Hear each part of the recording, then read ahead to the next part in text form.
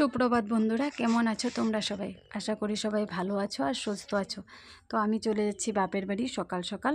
রাত্রি 9:30টায় ফোন করে মা বললো যে তুই তাড়াতাড়ি চলে আয়। তো আর সকাল সকাল আমি তাড়াহুড়ো করে কাজবাজ করে চলে এলাম।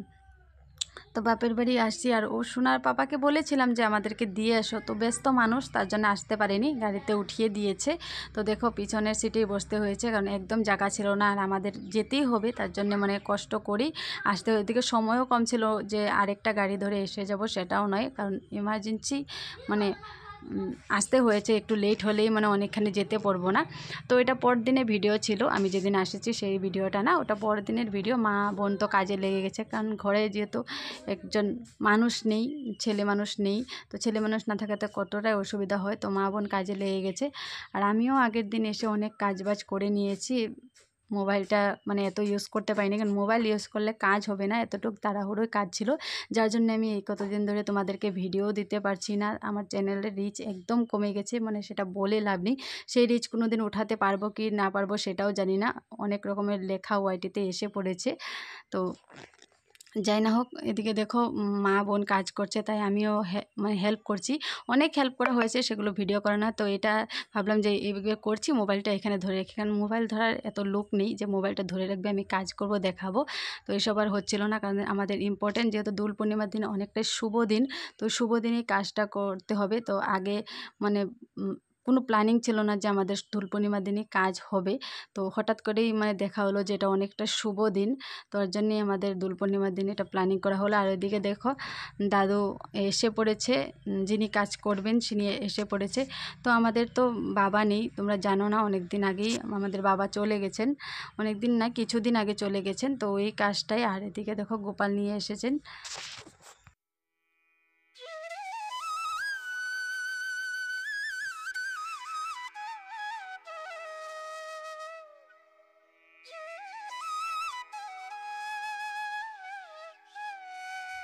তো এদিকে দেখো গোপালের পুজো হচ্ছে, পুজো করছেন। তো আমাদের মানে কি বলবো, আর আমি বাড়ির বড় মেয়ে, তার জন্যে মানে অনেকটাই মানে হয়ে যায়, এদিকে সামলাতে হয় এদিকে সামলাতে হয়, এদিকে মানে আমি তো থাকি না ওখানে, কিন্তু মোবাইলের যুগেই অনেকটা সামলাতে হয়, তার জন্যেই আসতে হয়েছে। তো বাজার উজার সব কিছু এসে করে নিয়েছিলাম, কিন্তু এসব বললামই তোমাদেরকে, ভিডিও দেওয়া হয়নি, ভিডিও দেওয়া সম্ভবও ছিল না, কিন্তু এত তাড়াহুড়োর মধ্যে মানে ভিডিও করে এসব করে এগুলো সম্ভব ছিল না। শেষানুগ্রহ সহ সন্ধানং নিত্য জেতানাং শ্রীকৃষ্ণ ব্রহ্মাদি দাতাং দিন পালঙ্কং সমস্ত মঙ্গলাং সর্বানন্দময়ং বিভুং ধ্যানচ্ছে গুরু দেবং তং পরমানন্দ মস্ততে। ওম এতে। এদিকে দেখো পুজো করে নিচ্ছে, আর গোপালের পুজো হচ্ছে এদিকে।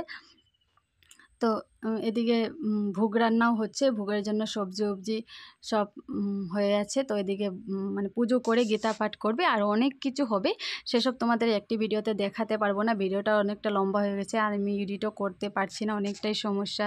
মানে সমস্যা বলতে জানতে পারছো যে কতটুকু মানে কাজের চাপে আছি, তার জন্যে। তো এখন এটা করতে হবে।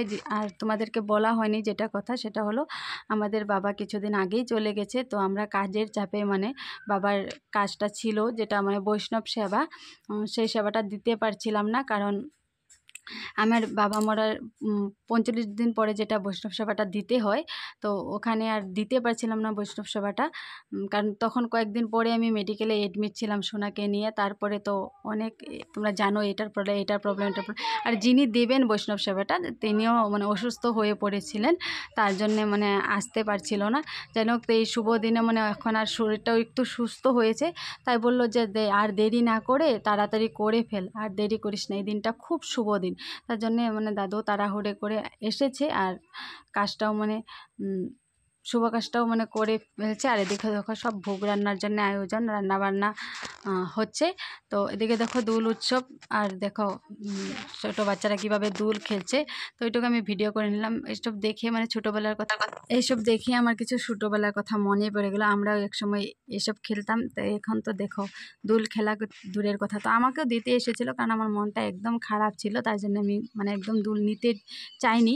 তো দেখো এখানেও রাস্তাতেও অনেক মানে দোল খেলছে। তো আমি একটু এদিকে এসেছিলাম, ভাবলাম যে একটু ভিডিও করে নিই ওদেরকে, কি দৌড়াদৌড়ি ছুটাছুটি করছে, মানে দেখে অনেকটাই ভালো লাগলো। তো আমি এদিকে ক্যামেরা করতে এসে মানে কি বলবো, আমাকে দেখো রাঙিয়ে দিয়েছে। তো আমি মানে এদিকে বসে বসে মানে ক্যামেরাটা করছিলাম, আর আমাকে দেখো কি অবস্থা করে নিয়েছে। তো যাই না হোক, ভিডিওটা ভালো লাগলে একটা লাইক করে দিও। পরের ভিডিওতে জানাবো, সবটাই জানাবো। আর ভিডিও